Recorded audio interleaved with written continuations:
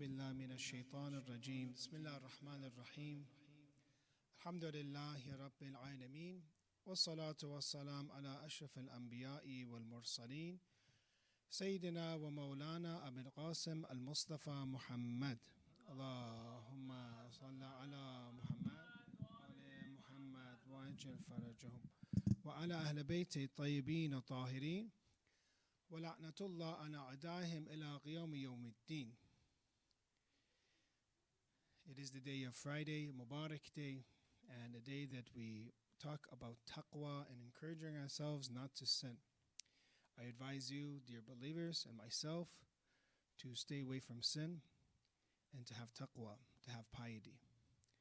In the Quran we read, تِلْكَ الدَّارُ الْآخِرَةَ نَجْعَلُهَا لِلَّذِينَ لَا يُرِيدُونَ عُلُوًّا فِي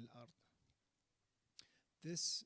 That home of the hereafter is we assign to those who do not desire exaltedness upon the earth. وَلَا فَسَادَ وَالْعَاقِبَةُ لِلْمُتَّقِينَ. And the best outcome is for the righteous. So one of the qualities of those that will enter heaven, one of the qualities that those would have a nice life in the hereafter, are those that do not seek exaltedness, those that do not seek kibr or ujb. They are humble people. Now, humility can be towards God's creation, or humility can be towards God. Because if a person is not humble towards God, he is rebellious, he has baghi, and he will fight against God. Na'udhu billah. So as Imam Ali beautifully explains that, I'm going to define Islam in a way that others haven't defined it before me. And he mentions that al-Islam huwa taslim. Islam is submission. Submission is the opposite of rebellion. Many things that we want in life doesn't happen. And when those things do not happen, who do we blame sometimes? And it's not right. We blame God. And you see people that lose it, people that don't have patience, say, God, why did you do this?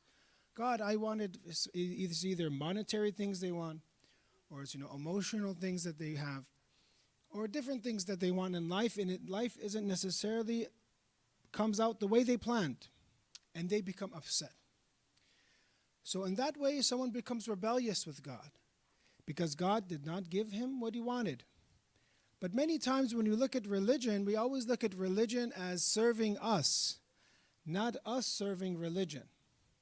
And when a person has this attitude, well, these things happen to us, yes, then a person will become upset because he's using God and religion just for a tool to get into whatever he wants, whatever his nafs and desires want. But a true believer is one that aligns his desires, his dreams, his aspirations with the will of God. Whatever God wants.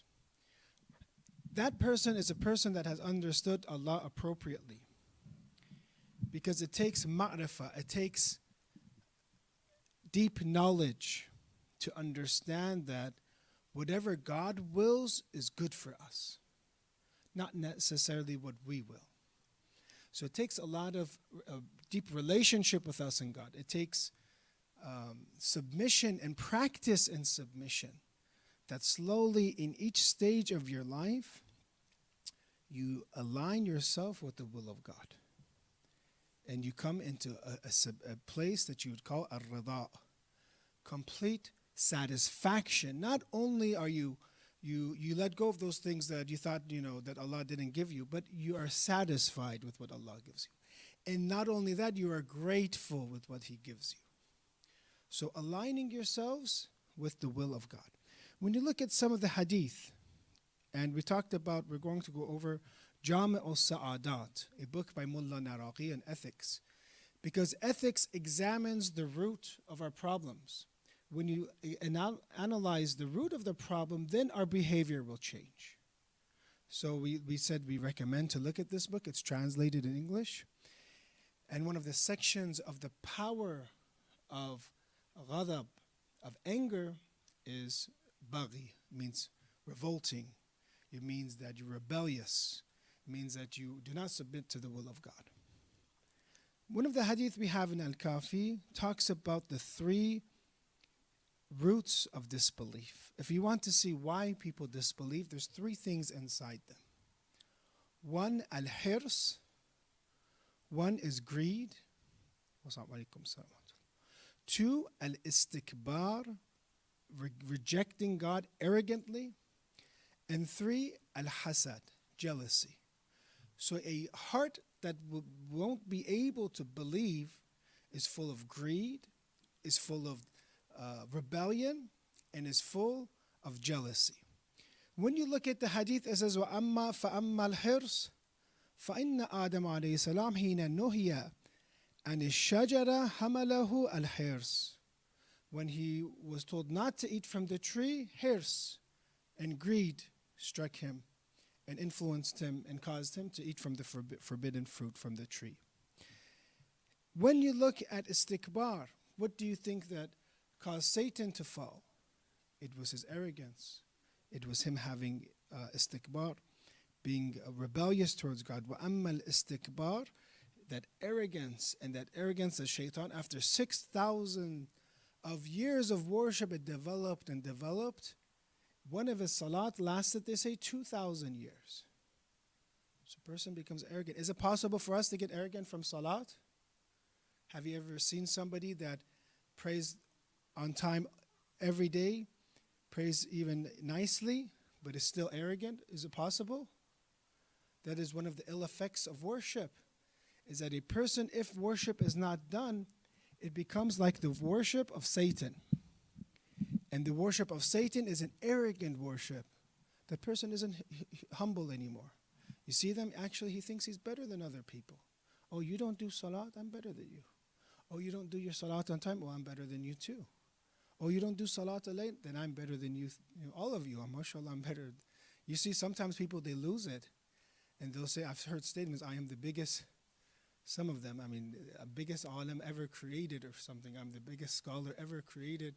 Why? Because knowledge is, hijab al-akbar. It is a big hijab for us, a barrier. Knowledge, worship, it can be a barrier if not done properly. Because the worship of Ahlul Bayt alayhi salam took them away from arrogance. Tanzihan al-kibr. Lady Fatima alayhi salam khutbah fadakiyah says, it takes you away from kibr actually. But if performed wrongly and it doesn't have that nur, that light, and it isn't real worship, then you see it creates a monster. It can create a monster. Look at the life of the worst people ever created. The worst beings, all of them, if you look, they did salat. When you look at them. Shaitan, did he not do salat or did he do salat? He did salat. Others, Ibn Muljam, did he do salat or not salat? Yes. Shimr, did he pray or not pray? He was a hafiz of Quran. So you see that if we don't approach religion appropriately through the appropriate doors of religion, guidance, and if you don't act in a certain way that or benefit from salat how we should, then that salat can also harm us. So we as mu'mineen have to be very careful at the same time when we're adding things to ourselves and actions that never, God forbid, judge yourself. Am I more arrogant when I'm doing this? Do I think I'm better than others? وَأَمَّا الْحَسَدْ فَابْنَا آدَمْ حَيْثُ قَتَلَ أَحَدُهُمَا صَاحِبًا, and his son that killed, his own brother. So we in akhlaq are trying to get away from this. How can we get away from rebelliousness? إِنَّا أَعْجَلَ الشَّرْ عُقُوبَةً الْبَغِي. One of the worst types of quickest sins that will be punished is rebelliousness. So one of the ways is by constantly seeking forgiveness and repenting. Istighfar and repenting causes us to leave istikbar and ujb. Because you're always analyzing yourself, you're always counting your faults, and you're seeing what you're doing wrong. And you're always looking at God and speaking to Him as a sinner, not as a proud person. The best type of worship is that worship that comes from a broken heart. A heart that comes in this majlis right now says, God, he might do salat layl, he might do salat on time all the time, he might do beautiful, but he comes here and says that I am your worst creation here. I am the worst person here. Nobody here is better than me. And he always is analyzing himself. He's analyzing the gifts that Allah has given him, And he's thinking that, how much more should I have done with these gifts? Are these gifts from me or are they from Allah? Then what is my responsibility now that Allah has given me knowledge, now that Allah has allowed me to talk to Him? How should I treat others? How should I behave? How should I behave when it comes to myself? 2, we know that these qualities and traits and abilities are from God. Again, it comes to that ma'rifah, that everything that is kamal, everything that is complete, everything that is perfect comes from God. Is it possible that something does not come from God? Well, that would be shirk. That would be polytheism. Is it possible things come from without His power? That would be absolute shirk. That another being, something else is influential in this world. Something else has power in this universe. Then that would be shirk. If we say we have free will, we're still saying God allows us to do it. But we have to understand that everything that is good comes from Him. And it is from His rahmah and mercy that He gives this kamal to us. His own kamal, He gives it to us. And He wants us to share some of it. 3, the greatness of God, the azamat of God. Sometimes we think that we are someone very special. Sometimes that you think that if you have, especially in society, if you have a higher rank in society, you're doing better. You might think, okay, I'm a little bit better than others. But compare yourself to the creation. Compare yourself to all these planets and galaxies and space that God has created. And you see yourself as completely nothing. We were explaining this when we were going hiking. I don't think anybody went hiking with us here. That one of the benefits from hiking, I was telling them, when you see people go up the trail, in the mountain, you see them slowly become smaller and smaller and smaller, like an ant. Like an ant that's going. When it comes to compared to the mountain, we're compared to an ant. When it comes to God's creation and size, we are nothing. That all that plentiness, all that vastness, all that verity, all that creation, we are nothing. When you think of the power of God, you think of His azamat. When you think of His azamat, you do taslim. There's no more rebellion. It crushes you. It crushes you. And this is why in Salat we practice Subhana Rabbiyal Azimi wa bihamdih. That Allah is azim in ruku', we say. So Salat is actually designed, the Salat that Lady Fatima alayhi salam talks about is tanzihan al-kibr. So it's actually the solution for kibr. But if religion is not done the way that appropriately should be practiced, then it could cause arrogance. So therefore, we understand that for us to leave the realm of arrogance and to leave the realm of istikbar, that we analyze ourselves, we see our faults, we see everything good that has come from Allah. It is a gift from His rahmah and grace, not from His adl, that He graced us with it. And third, that you do those commands that Allah wants, and those things, for example, istighfar or you praying salat, they will take you away if done correctly. If it's done truly, notice if you're ruku and sujood, you're humbly taking yourself and you're bringing yourself down and making yourself humble towards God. It is a practice. And another thing I'll say, the last is this, is that when you fight with your nafs and your desires and you align your will with the will of God, you will never rebel against God. You're used to finding what God wants and what is good, what is maslahat, what is khair. There's complete trust with you in God. You trust Him absolutely because you know He loves you absolutely and He knows He has power. So whatever He brings for you is khair, is good. So therefore this all goes back to our ma'rifah of Allah. If we do not know God, then we will be arrogant. But if somebody knows Him, there's no more room for him to be arrogant. How can we be arrogant compared to God? Who are we? Did we even create ourselves? Are we sustaining ourselves? Without one inayat of God, 1 millisecond, we would disappear. We would not exist anymore. So second by second, Allah is refreshing our existence every second.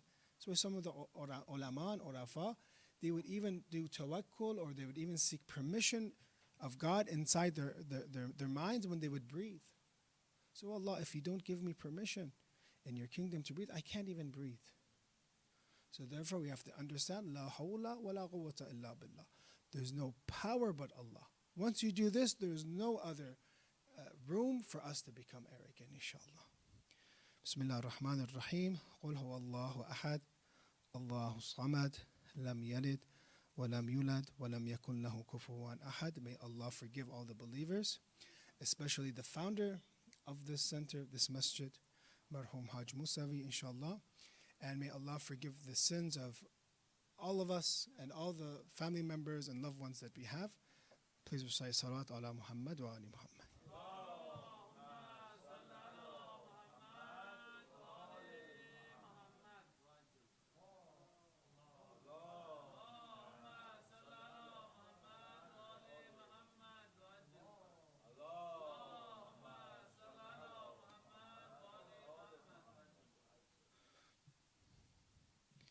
أعوذ بالله من الشيطان الرجيم بسم الله الرحمن الرحيم والحمد لله رب العالمين ونصلي ونسلم على حبيبه سيدنا أبي القاسم المصطفى محمد اللهم صل على محمد وآل محمد وعلى أهل بيته الطيبين الطاهرين علي أمير المؤمنين والصديق الطاهر والحسن والحسين وعلي بن الحسين ومحمد بن علي وجعفر بن محمد وموسى بن جعفر وعلي بن موسى ومحمد بن علي وعلي بن محمد والحسن بن علي والخلف القائم المهدي حججك على عبادك وأولئك في بلادك اللهم صل على محمد وآل محمد وعجل فرجهم. It is the day of Friday, and the 15th of Sha'ban has passed us. And we have to admit that when it comes to the belief and connection to Imam Mahdi, that we are weak and that there is still a lot for us to learn. That's why a lot of times on my khutbahs, the second half, week and week again, I talk about Imam Mahdi. Because this is the most important duty we have, to remember him, to pray for him, and to act, to do something for him to come back, inshallah. Ayatollah Wahid Khorasani, one of the great Maraja, at the age of 100, he says that, forgive me, Imam Zaman, forgive me for not being able to understand you, to not being able to have knowledge of you. How many of us can right now say that we truly know Imam Mahdi? First of all, we agree that you can know him. You can know him because we are not limited to just the physical. We have a metaphysical ability to have knowledge, especially when it comes to the center of this temporary world of creation, when we believe that this world has to have a hujjah, and the world will never be vacated of a hujjah. Then for sure, if a seeing heart, a heart that is separated from sin, a unpolluted heart, will be able to see him, will be able to talk to him, witness him, will be able to connect to him, and will be able to hear things from him. But it is up to us to develop this connection. It is up to us to learn more about him. And one of the things that I notice that many people are lacking is they don't know what's going to happen when Imam Mahdi comes back. They don't know exactly the detail about his government. Because if we knew about his government, we would make more dua. But we don't know how great it is. We don't know that when he comes and his government gets established, that this is our faraj as well. This is our removal of grief as well. Not only is his removal of grief, or Ahlul Bayt's removal of grief, it is also our removal of grief. The hadith says the sick will be cured. Don't you want all the sick of the believers to be cured? Don't you want to live a long life and not be sick? They say a person won't even get sick during that time. Don't you want security? Don't you want dhulm to end, oppression to end? And of course, don't you want the world worshiping God? And they ask in this world, what is the religion of earth? They'll say it's Islam. The entire world, the religion will be Islam. Pure Islam. Islam of Ahlul Bayt alayhi salam. In his other part, Ayatollah Wahid says, and I am sorry, I apologize, Imam Mahdi, for not introducing you towards the world. Even though he's a faqih, he's a marja, in his life he's studied the hadith of Imam Zaman and has cried for him. There's actually some, later on, I can give you some of the incidents that Ayatollah Wahid had that I know from my teacher or other people that we heard. Incidences through mediums that there was a message sent to him or different things that happened. But he says that I apologize for not witnessing, for not introducing you to the world. And this is something that we should do. This is something that we ask ourselves, how many people have come to love Imam Mahdi through us? What we're going to answer. So about his government, first of all, how long is his government going to last? There are different traditions. Some even say as short as 7 years. Say 7 years his government will last. But some of the ulama say every year is different than the time period that we're used to. Every year might be something like 10 years. Some say therefore 70 years. Some say it's the length of Ashabul Kahf when they were asleep, 309 years. So his government will last 309 years. So there's at least a lengthy time period that we see in the narrations. Where is his capital? Who knows here? Where is the capital of his government going to be? Does anybody know? Kufa, yes. Yes. So Najaf and Kufa are close, very close to each other, but Kufa will be. And will be the place of his that he will reside, Masjid al-Sahla, which is in Kufa. And there will be, in that area, Hira, around Kufa, that area, there will be a masjid built so big that there will be 500 doors just to enter it. People will rush on an animal, on a horse, for example, to come, to be able to join Jama'at, and they will rush, but they will miss the Salat because it will be so long, the lines. So get your homes already, inshallah, in Kufa, and get your, if you can, get your citizenship, your Iraqi citizenship already, inshallah. Those that have it, mashallah, they're ready. But this will be the place, Kufa. And we see what about some of the benefits, science and technology of the time. Some of the hadiths say when Imam Zaman will speak, the entire world will hear him. They will hear his speech. Now, does this mean with the technology that we have now, that when someone speaks with satellite or with internet, that there's a connection? Or there's another type of technology? We don't know. But when he speaks, the entire world will hear him. Everyone will benefit from him. And the hadith says the prophets, everything that the prophets have brought is only 2 letters. Imagine all the prophets we have, 124,000 prophets we have, and how much they instructed and taught. From 27 huruf or 27 letters, they only teach 2 out of 27. The rest of the 25 will be taught by Imams. It will be the same religion. It will be the religion of Islam. But how Imam Baqir and Imam Sadiq alayhi salam said things that the people were not able to understand before. They expressed things that the people's, obviously you speak to people according to their ability to understand. And the ability will be much higher, therefore Imam Zaman will teach them. Many people about things about the philosophies of ahkam. Why we do specific actions. Then you will ask Imam Zaman, tell me why is this haram? Exactly tell me why. So some of it we know. Some of it we might have a hikmah. Some of it we don't have the illah, the real cause. We just know the wisdom.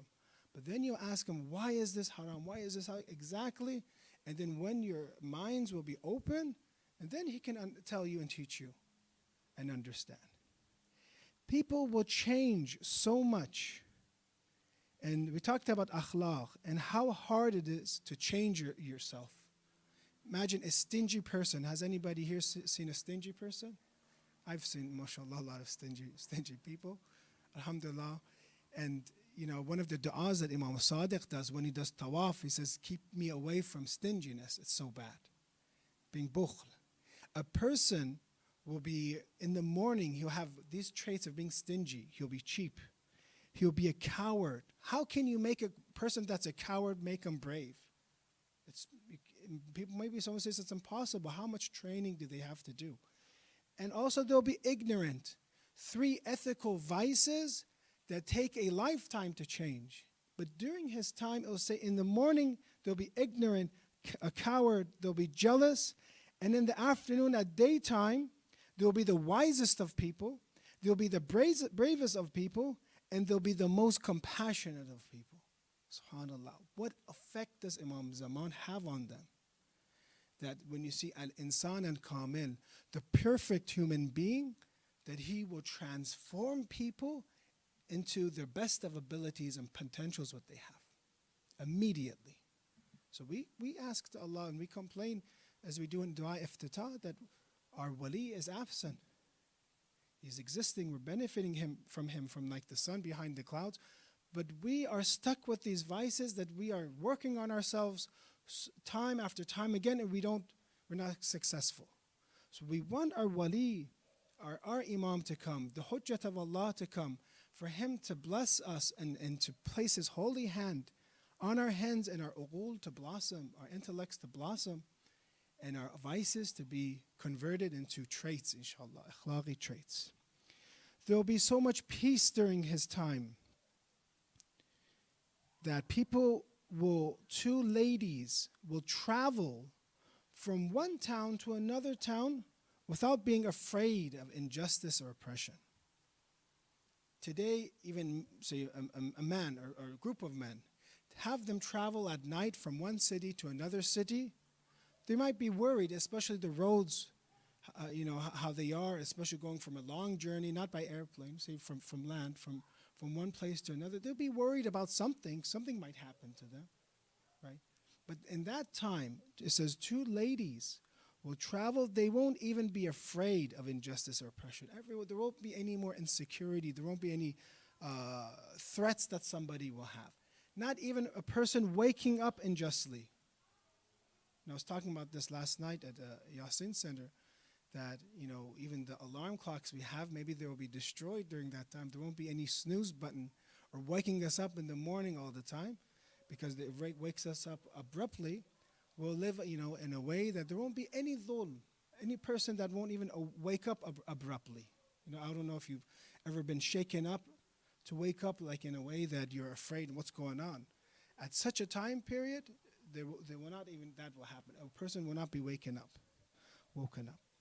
And other, mashallah, things that will happen in the here. And when it comes to financial, gold and silver, when it comes to the resources of the world, they will present these resources and people will say, I don't need it. I have enough. Imagine the whole world having everything. Right now, there's brothers and sisters, children in Yemen starving, people that bombs are falling on their heads, people that are in sanctions and different dhulm that's happening to them. But the entire world, there will be faraj for the entire world at that time. There will be resources, dirham and dinar, it says, for everybody, and there will be abundant rain. And when you continue, we said about the sick, so that's agriculture, about the sick, medical services during the time of Imam Zaman, that people will be healed. Isa alayhi salam was very famous for curing people. But Imam Zaman, it says in the hadith, from the believers, he will cure all of them. Whatever sickness there is, there will be a long life for everyone. So, brothers and sisters, for us, we have to, this is just an overview of the Mahdawi government, a government that people will be full of praying and salat and worship. Today, we see people busy doing everything, gathering money, playing with their phones all the time. But there will be a time where everyone, you see them, he's reading Quran, he's reading dua, he's studying, he's teaching. Everyone will be focused in religion. So we see that there will be beauty in this earth. There will be beauty and everyone will reach what they're supposed to. So for us, this is our faraj and this is the faraj of Imam Zaman, Ajjallahu ta'ala faraja. And that is why we have hope, which is one of the pillars of being a follower of Imam Mahdi, of being a muntadir. One of the pillars that we always had in Shi'ism is that we are waiting for him and that we are prepared for him. And this has always given the Shia strength. One pillar is the love of Imam Hussein alayhi salam and crying for Imam Hussein and becoming ready to sacrifice like Imam Hussein, like our beheaded master. The second is willing and being prepared to be a soldier of Imam Zaman, a companion of Imam Zaman, knowing that any second he can come, and that finally the righteous will inherit the earth. And this is the promise of God. So this is the second pillar of Shi'ism, that we have intidar and we await actively for the advent, inshallah. Bismillah ar-Rahman ar-Rahim. Qul huwa Allahu ahad, Allahu samad, lam yalid wa lam yulad, wa lam yakun lahu kufuwan ahad. Allahumma salli ala Muhammad wa ali Muhammad wa ajal farjum. May Allah forgive all the believers, inshallah, mu'mineen wal mu'minat, and inshallah guide us towards Salat al-Mustaqim and bring our Imam al-Zaman back and make us of his companions, inshallah. Another salawat ala Muhammad wa ali Muhammad.